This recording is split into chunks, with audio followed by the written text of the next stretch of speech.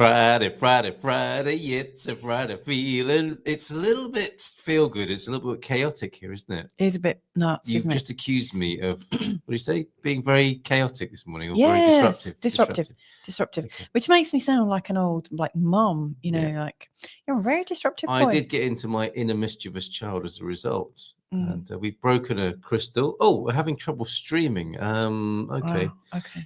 All right. We'll carry on regardless this morning. Yes. We think we've put the right information in to make that happen, but perhaps we haven't. So would you like me to try that behind the scenes and reconnect, or should we just continue regardless, Mrs. M? Given that you're the mum, as you said.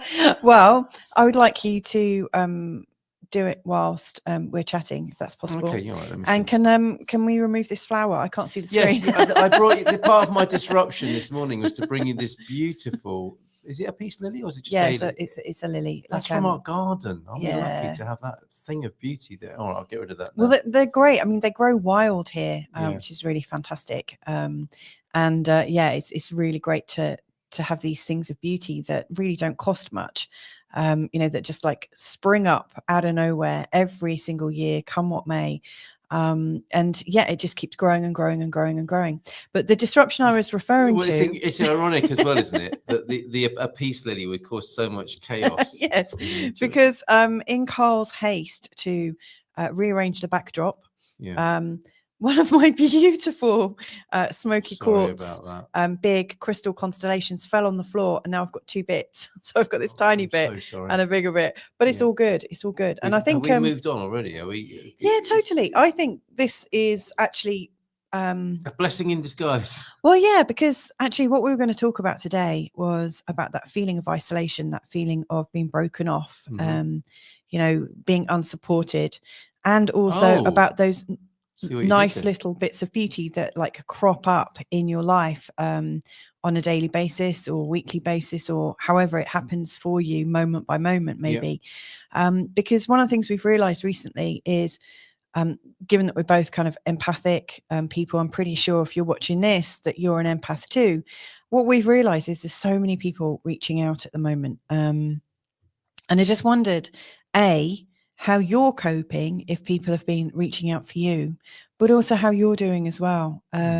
Because one of the things that I noticed in particular yesterday with somebody who was reaching out to us was that there was this massive feeling of overwhelm going on for them, a real sensation that, everything was about to kind of drop or fall apart. And what occurred to me was it was a bit like they were imagining this scenario where everything was going to collapse. It's almost like the quantum collapse, the collapse of the life, the collapse of the existential ego. Crisis. A massive existential crisis. Now, astrologically, I can see this coming, and I've been talking about this for months, and I'm going to be talking about it quite a bit. Especially as we're coming into the equinox in March, literally less than a month away. We've got lots of things lined up to go over the last degree of Pisces and into the first degree of Aries. And, astrologically, when we look at this, hello, Eileen. It's nice to have you here. The degree change from Pisces to Aries astrologically is about the start of a new story. And, so zero Aries on the ecliptic that us astrologers use, it represents the birthing point, the birth into a completely new reality and of course this is new reality TV, but this is all about creating something in a new identity with a new feeling, something completely from our own individual will. And then the zodiac takes us on this journey of defining our will, getting clearer, trying out new things, and then moving all the way around the zodiac until we get to 29 degrees Pisces. And when we get there, we are collapsing everything that we know. And so my experience is there's loads of people out there at the moment that are in this kind of collapsing stage where all of the usual stories they hold on to, they're just falling away. The existential crisis. So what are you... Yeah, I was going to say, what are you noticing, Carl? Well, and what are you noticing, Eileen, seeing as you're watching us? Well, exactly that people seem to be opening up. Now that comes out, or asking for help. Yeah. Let's say asking for help, but it doesn't always come out like that, does it? It doesn't always come out as, could you help me, please? It can come out as it can come out as disagreeableness, can't it? Okay, give me an It can come example. out as frustration and stress. And it just, when we see maybe a Facebook post of somebody accusing and being quite judgmental and angry, the normal thing to do, if you like, is to respond in kind, isn't it, and see it as a bit of a battle. But it might be, from what you've just said there, and for what being a little bit more discerning and a little bit more sensitive and a little bit more compassionate, it's like, actually, maybe this person is feeling that pressure and that uncertainty, and this is how it's coming out, and maybe that's how we can be of more assistance to each other, is in reading it in that way. And I mean, what you do about that and how you go about it is a highly sensitive business, isn't it? In every meaning of the word sensitive, because that's the wonderful irony and paradox of it all, I think, is in reaching out to people, is if you make people wrong, if you try and fix people, I mean, you've no business doing that for starters, but that also comes from a loving and good place, doesn't it? It seems like, this idea of everything is a cry for help or an offer of help is really true, but so much gets lost in the middle ground, doesn't it, of our intention and how we don't go about these things in perhaps the most eloquent or sophisticated way. Yeah. Well, let's bring everyone close, because I can see huddle in. Let's share our experiences. So Diane Love is joining us. I think I've fixed the stream, by the way, excellent. as well. So from a bumpy start and the irony of having a peace lily in a very unpeaceful sort of situation. Yeah, breaking all my crystals. We kind of kept breathing, didn't we? Yes, we did. The broken crystal episode. This sounds like the beginning of a murder mystery. It does, doesn't it? Yeah. Who did it?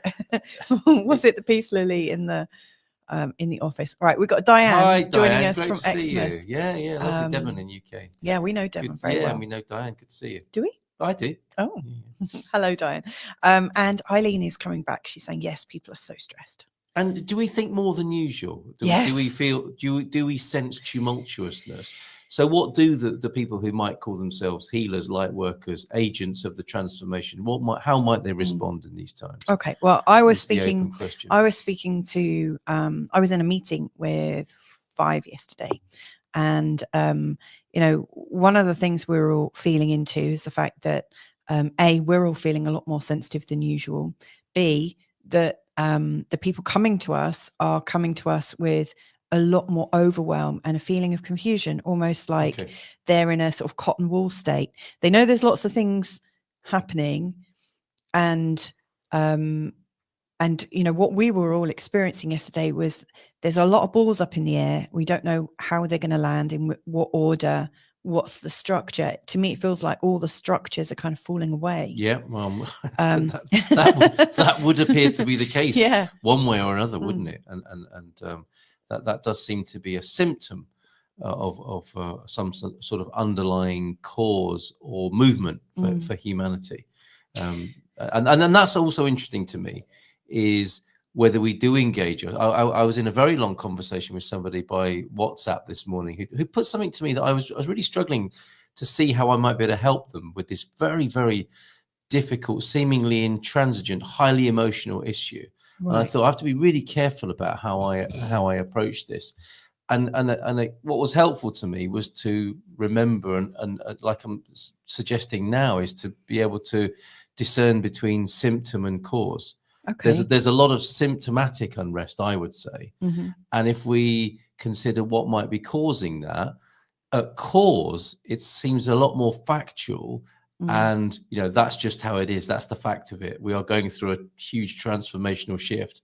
How it's symptomized, if you like, how it comes out as symptoms and the things we're reacting to are often become political or partisan or partial.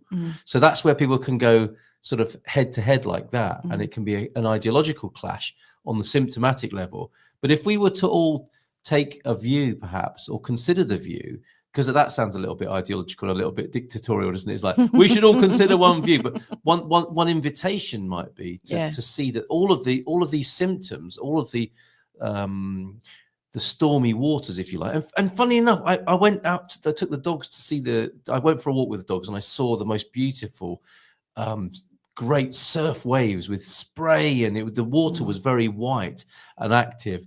And that's a possible analogy, metaphor, is the surface is very, very volatile.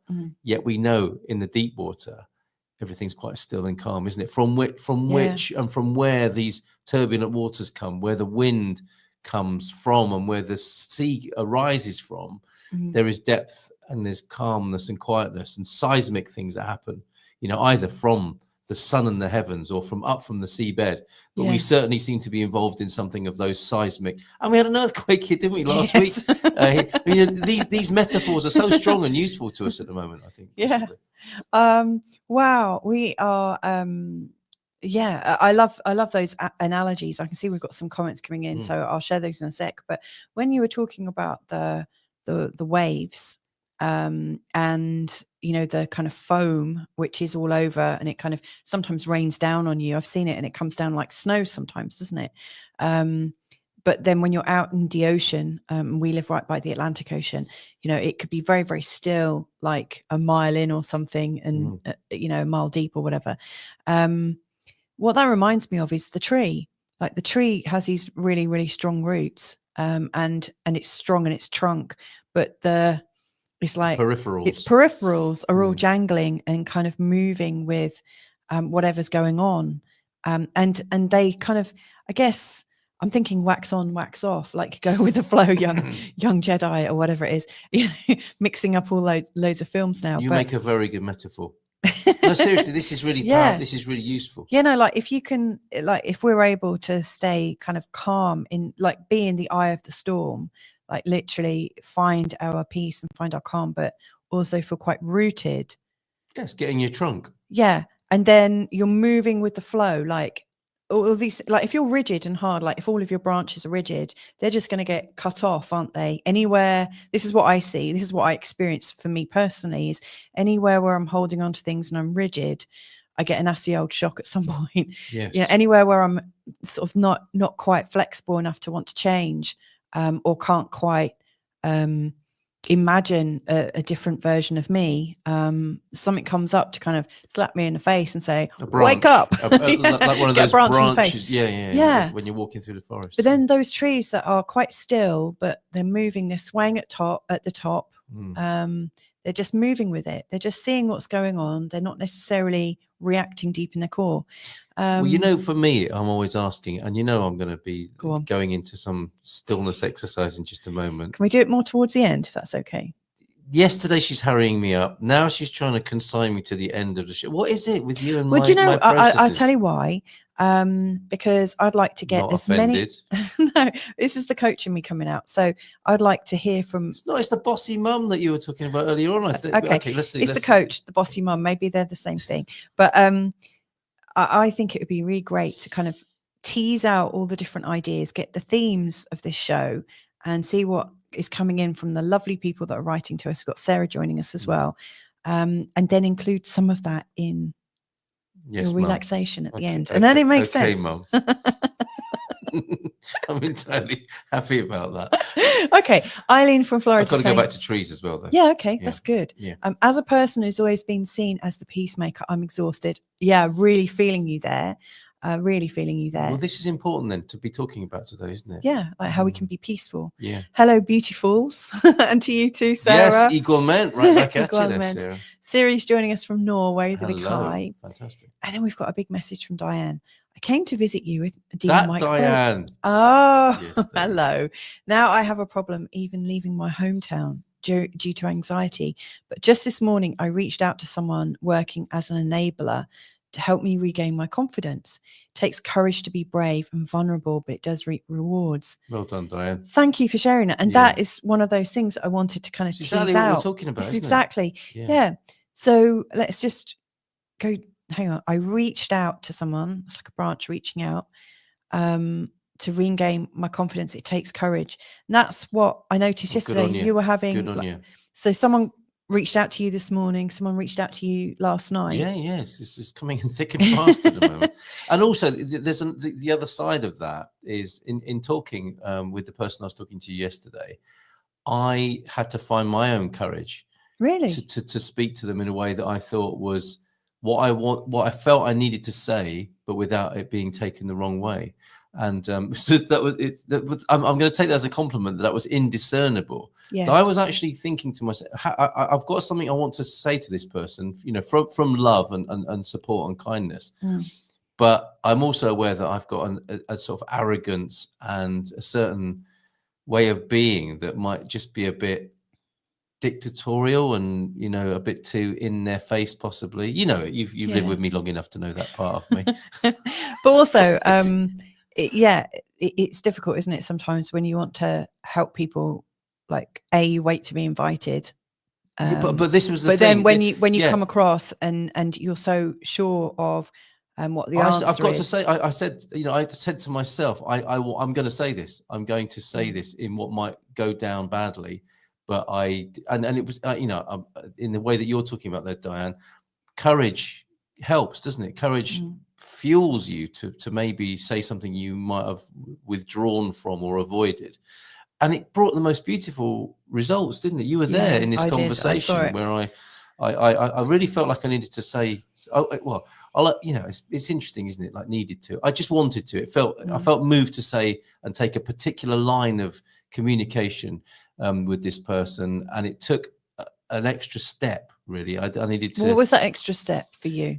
Of thinking, this is a bold thing I'm saying to this person. This could be taken the wrong way, and facing my own fear in communication with this person. Basically, I just thought, I'm going to say it. I'm going to say it. It's what I feel in my heart. Yeah, it's all of that. It's amazing, isn't it? How all that's going on in a conversation, and that's what was happening within me during that conversation. Was I really want to say this, and I'm going to find the right way to say it. So it's a combination of the two things, isn't it? It's the content and the delivery, and it just seemed to land. It was really very special. It was really beautiful how you opened up. Yeah. So what I'm seeing here is it took the person who was feeling overwhelmed to ask for help. Yep. And for you to feel brave enough to be able to. Yes, and we kind of danced into the spotlight. Yeah. That's what it was like. It was if you knew this person, it would be quite a weird image. But me and this other person, sort of quite on the edge of the dance floor, like, shall we, shan't we? And then it was a beautiful moment where the full spotlight was there of connection, a beautiful human connection between two people who were just like on a level. It was fantastic. What I observed is two men that would ordinarily stay in the male conversation. Right, mate. Yeah, that kind of meeting, acknowledging each other, chit-chatting. Yesterday, there were two men meeting and talking about their fears, and it was really, really beautiful. Yeah, but not just that, because it went to a new level of energy, didn't it? There was I don't know, maybe women have this far more than men do. I don't know, but you just know, don't you, when you get to a point of communication with someone where it's like the hallelujah chorus and the lights and the angels, and what comes from intelligent conversations. That's how we would riff. When we're avoiding each other, but then decide not to, and there's a moment of sort of something breaking down, something giving way, something dissolving. That is a tangible feeling to me. Isn't it? And I'm guessing women feel that a lot more than men do, or more often, possibly. I can't talk for all women, obviously, but I'll talk for myself. And one thing that I notice is there's also the element of readiness. So, like Diane, ready to go out. Yes. There was an element of readiness. So she's been unable to have a problem leaving my hometown due to anxiety, but I just reached out. So there's a readiness for me. I find, to have a good girly chat, actually none of my friends are particularly girly. My closest friends, I think, are highly kind of balanced, between the male and the female. but there is a beautiful openness and transparency, and I trust them implicitly, and I love that. However, I have to be ready for that conversation. I have to be ready to open up, and usually I have to be ready myself. And for that to happen, I have to sit and mull things over a bit before. Because if someone comes in with suggestions before I'm ready, I find that really difficult. I've noticed or if someone listens to me before I'm quite ready, because if I'm not quite ready, if I don't know what's going on for me, yes, I can't really articulate how I'm feeling. And I think that's what's going on for a lot of people right now. They know something's up, but they can't put their finger on it. They're not ready. And because they can't put their finger on it, they're not ready to have those conversations. And how it's a millimeter, isn't it, between feeling not ready and being ready. It feels, when you're not ready, it feels like a massive space to get to, doesn't it? To readiness. But actually what we discover in retrospect is it's only a millimeter away, isn't it? Yeah. It's on the tip of your tongue, as it were. The freedom is only, we're already in the freedom, aren't we? We just can't see it. Yeah. And some sort of device needs to take place in good communication to enable that. Do you think it can get easier and better and quicker? Yes. Okay. So, and what is it? Is it practice that does that? I think trust. I mean, it's got easier between you and I. I mean, we get on insanely well. And as people who insanely connect, they can also insanely disconnect. Oh, we don't kind of sail on a very sort of still waters never made a great sailor. I mean, one of the benefits, I think, of being in this relationship was we have highs and we have lows, and what we've managed to do is be in the high a lot longer and then get out of the lows a lot quicker, but like take the message of it. But it's taken us years to get there. That divine design is so beautiful, isn't it? Because it doesn't feel like it sometimes. Well, yeah, I know. It's like that's the attachment's great in that way, isn't it? It's like, this is worth the pain. Yes, and that's how you know it. Yes, because I was in a very long-term relationship that was really quite easy. I've had easy friendships, I've had easy connections, but they don't necessarily help me evolve, and they don't necessarily help me or us, in our sort of connection. I find, anywhere where it's too easy, maybe not enough is explored. So I'm really grateful, and it's great, isn't it, for us winding each other up. It's good that on first dates you don't get to see that. The zombie face. What is it that Jay calls it? The strawberry face. You get the strawberry face, don't you, for a few days, weeks, and months, and then there's the reveal, isn't there, like in a horror movie? When you turn out, and it's the ogre. It's like, where did that come from? Yeah, well, but you're hooked by that point. Funny thing is, I actually saw the horror face as well, because I looked at our birth charts together. I looked at our astrology. The horror face was looking out from my chart. No, from our charts together, because it's not like you; it's you plus me, and what we equal. Love and harmony. And what really stuck out was it's not horror, but there's a lot of chaos. There's chaos that comes up. Yeah, and how we've done everything together is quite chaotic, and we bring up so much energy between us.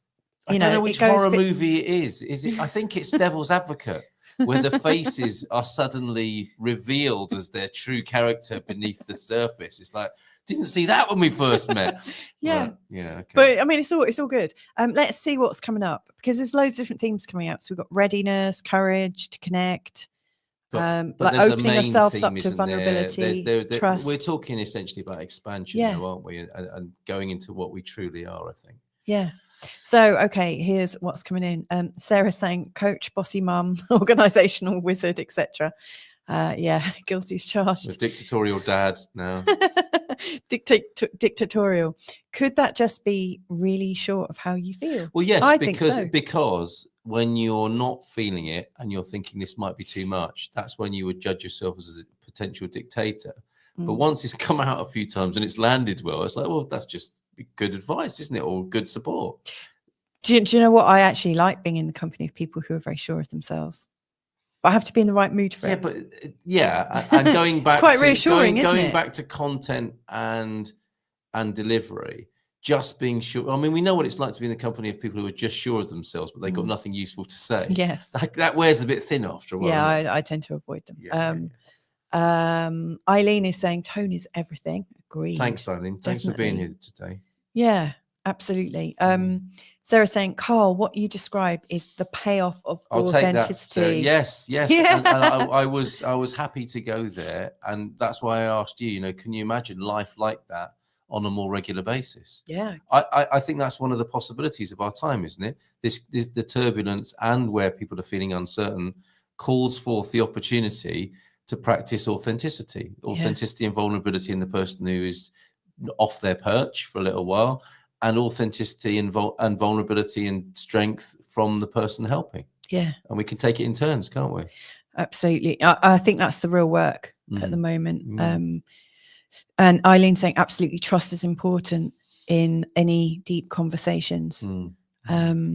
Really, really lovely. Thank you. I've enjoyed unraveling this today. That's the beauty, I think, of having a focused moment each day to just pick up something, because we don't know, do we? I mean, we could have been done talking about it within 2 minutes and thought, okay, what do we talk about the rest of the show? But that seemed to be a rich theme and a universal theme this morning. Definitely. And Diane, if you're still watching, how are you feeling now that you've had the confidence to reach out to somebody? And for bringing it here as well, hopefully that helps too. I mean, I often find that once I realize I need help, that actually brings the solution in. You know, so it's almost like once you know you need to ask for help, it's like a switch goes off in your mind that says, okay, I'm open, I'm ready. And then other situations can come in. You know, I woke up yesterday and I felt like I'd been... Sorry, every time when you say I woke up this morning, I want it to be a blues song. Go on. It can be in your head, okay? Right. But when I woke up and I felt like everything had just like clicked. So yesterday I felt, whoo, I'm back. Yes. I was there. Yeah, I know. But the funny thing is, I've received quite a few different connecting calls and emails from people just in the last 24 hours. And to me, that's another indication that all of a sudden I've opened up. Because we're never alone, are we? No, we've reconfigured everything. Exactly. And then everything is starting to slot in. Right. It's beautiful. Do you think we're going to filibuster my little process here and talk it out of the show, or should we go into it now? It's entirely up to you. Well, I'd like to do it if that's okay. I'll keep an eye on the time. Okay, all right. Okay. I'm not going anywhere. I'm not getting into some massive. Okay, another comment from Diane. We need to hear this, don't we? I feel a sense of freedom and excitement for the possibilities that will arise from this. Woo! I'm meeting the person on Monday to go out. Oh, excellent! That's beautiful. Do come back and tell us how it went. Yeah, if you will. All right. Thank you for joining us. And have a great weekend. Let me just ease you in, if I may. Going back to the metaphor of the tree, and what came to mind when you were talking about that is being a tree. Let's be like we're at school, you know, in the assembly. Okay, everyone, be a tree. Right. So if you feel your feet on the floor or whatever, I've got my feet on the old abacus under here. My what is it? The acupressure abacus. A foot roller. I'm doing maths whilst I'm having a massage on my feet. I'm going to be doing this with you, but I'm going to be watching the time. It's fine. Yeah, it's fine. And just be aware you've got a body, you've got a trunk, but like a tree. Feel like you've got a trunk, and feel the weight of it on the chair, or if you're standing, be aware of this mass that you are. You know, we all have a body, and it takes up space in this world, and we can be consciously aware of it as well as just taking it for granted or having it as an abstract concept. And then what occurred to me when you were talking about the branches and the leaves is that's what seems to be, well, it can be a place. If we identify with the other end of our branches and twigs and leaves, that's where all the feelings and sensations are, metaphorically, aren't they? Now, if we live there, that might be how it feels to be alive, just constantly blowing. So just bring your energy back in. I'm feeling the sway, like yes, it's lovely. Rocked. Feel the sway, feel the energy coming back through the branches and the twigs into the larger limbs of the tree, into the trunk, and feel your tantien, feel your core, and feel solid in the face of whatever it is you're facing in life. Thank you very much. Beautiful. See the timing there? Yeah, very, very good. Well, thank you so much. Have a lovely weekend, and we'll catch you another time. See you next week. Bye.